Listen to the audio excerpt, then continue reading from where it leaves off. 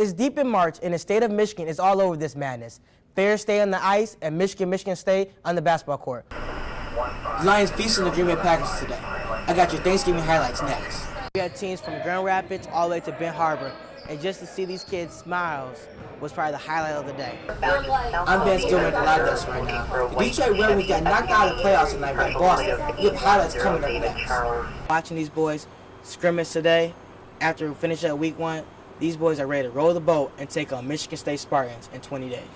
One advance, and the other one is trying to keep pace with the other. It got the distinct beat when teams find their perfect rhythm and no one can cut in on their success. Both Michigan and Michigan State find their dancing shoes here in the Big Ten tournament, annual basketball tournament, giving the high school kids an opportunity to play the game that they love. The Boys and Girls Club hosted a basketball tournament today, giving kids around Southwest Michigan a chance to play the game they love. But for one special kid, he thought he'd never see this opportunity.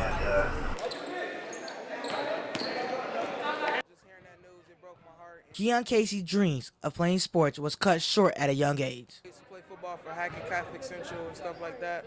So just hearing that news, it broke my heart. Casey was diagnosed with hypertrophic cardiomyopathy in middle school, is when the heart muscle becomes too thick and makes it harder for the blood to leave the heart.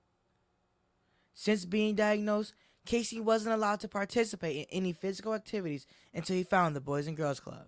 But at the Douglas, I get to play basketball, I get to hoop with my friends and stuff like that, and I get to have a good time while getting active. One of the cases where this kid can still have the experience of playing in a tournament, a meaningful tournament, meaningful games that they have refs, scores, jerseys, to give him that experience that he wasn't able to experience at the high school level.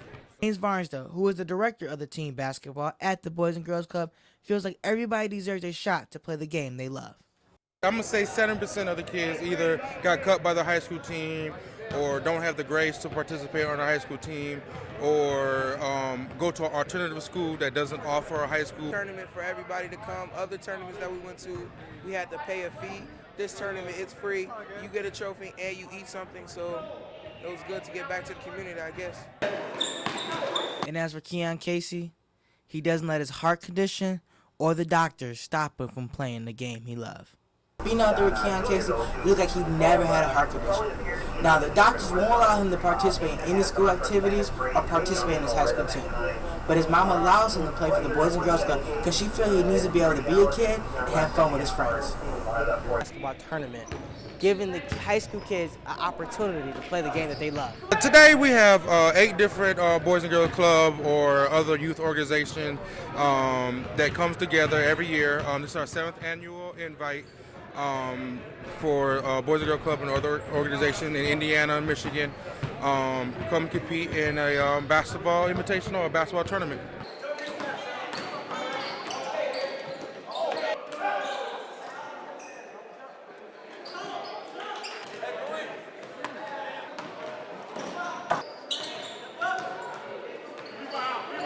Most of the kids, I'm going to say 7% of the kids either got cut by the high school team or don't have the grades to participate on a high school team or go to an alternative school that doesn't offer a high school or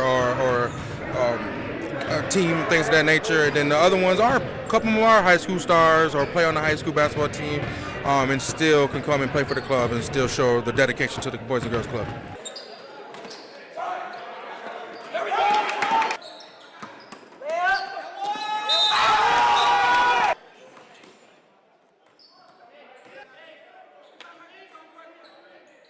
I think the tournament was a great idea. I definitely applaud the staff who put this tournament on. It gives the kids a chance to work together as a team, learn about teamwork, leadership, and just building their character here at this tournament.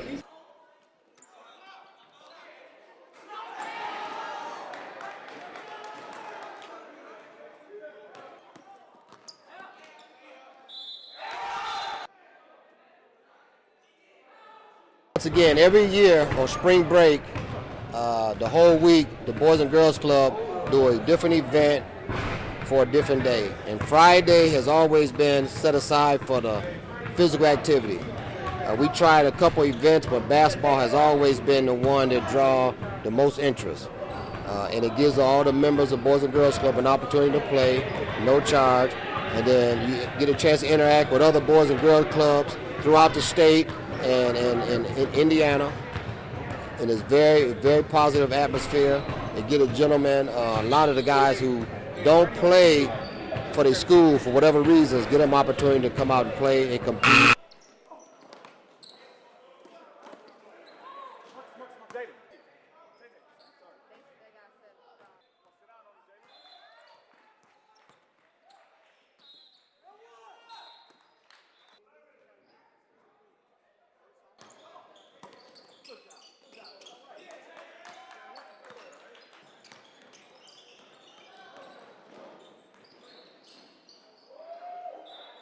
I want to be somebody they can come to.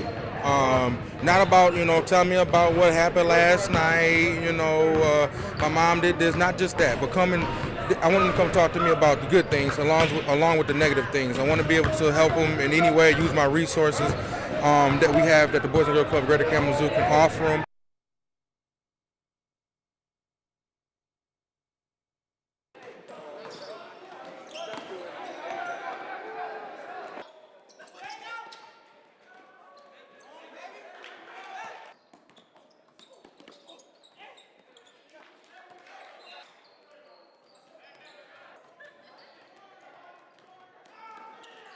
Well, it's a lot of fun for the kids because they get to play amongst people that they really don't know and get a chance to build a relationship as friends with them. So it's very important for me to bring my Grand Rapids team down to this tournament every year so they can participate in this and get a great experience. I'm very strict. I'm always checking on them. I like to go into schools and make sure kids is actually attending school. So I'm very strict on that because school means everything to me. So if you're not doing what you need to do in school and at home, I don't allow them to participate in the opportunities that we have for them in the Boys and Girls Club.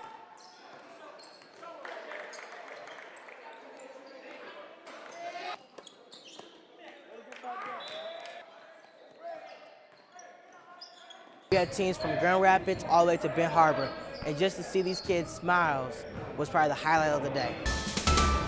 It's deep in March, and the state of Michigan is all over this madness. Fair State on the ice and Michigan State on the basketball court. All three teams tried to advance to the Elite Eight this weekend. Let's start off on the ice, where the number 2 seed Fair State take on the number 3 Colgate in Cincinnati, Ohio. Jared Mayhew with the putback right here, if you see it, he drops in the back of the corner to go up 1-0 against the Colgate. Fair State defense held on pretty strong to take on a 1-0 lead and advance to the Elite Eight, and they'll take on either Wisconsin or North Dakota. One advance, and the other one is trying to keep pace with the other. In New York City, the number 4 seed Spartans take on the number 1 seed Virginia. Surprisingly, the Spartans are a slight favorite against the ACC champs. This game with the late start, but as you can see, Spartans up 8-7 in the first half. The winner advances to the Elite Eight to take on the UConn Husky, who beat the number 3 seed Iowa State. Michigan returns to Indianapolis, where this city hasn't been so kind to them, losing last year to Louisville in the national championship game, and this season to Michigan State in the Big Ten championship game. This time, a different result. Despite losing a 15-point lead to Tennessee, they were able to hold on in the final seconds to advance to the Elite Eight, winning 73-71. Senior Jordan Morgan leads the Wolverines with 15 points. So pleased to get this win. Certainly was. Now the Wolverines can sit back and watch Kentucky versus Louisville to see who they might see on Sunday in the Elite Eight. I know the Wolverines want another crack at the Cardinals. Louisville's up 16-5 early in the first period. Miguel Cabrera joins the money team as Miggy and the Tigers agreed to an 8-year deal worth $248 million, which is added onto his 2-year deal still with the Tigers, which brings it to a total of $292 million. This is the biggest contract in American sports history. The deal also includes 2 separate $30 million investing options that can bring it up to a 12-year deal, and check this out, it brings a total to $322 million. This can make Miguel Cabrera a Tiger for life. Last 3 years we've been in the playoffs. The Tigers finished up the Grapefruit League this weekend against the Tampa Bay Rays, beating them 6-3. They finished 15-12. Opening day is Monday against Kansas City Royals. The Bad Boys returned to the Palace tonight for their 25th anniversary celebration. Most of the 1989 championship team was there in the Palace tonight. Key people missing, Dennis Rodman and former coach Chuck Daly, who passed away in 2009. And after honoring the champs, it was a game to be played. And the Pistons looked bad awful. LeBron James, deep from 3 here, put him up by 19 points. And look, check out this poster play by Chris Bosh as whoa, that's a Sports Center top play. The Pistons looked pretty bad as they lost to the Miami Heat 110-78. Isaiah Thomas should have laced up tonight and maybe gave the Pistons a shot. And this is Vance Goodwin. We have weather.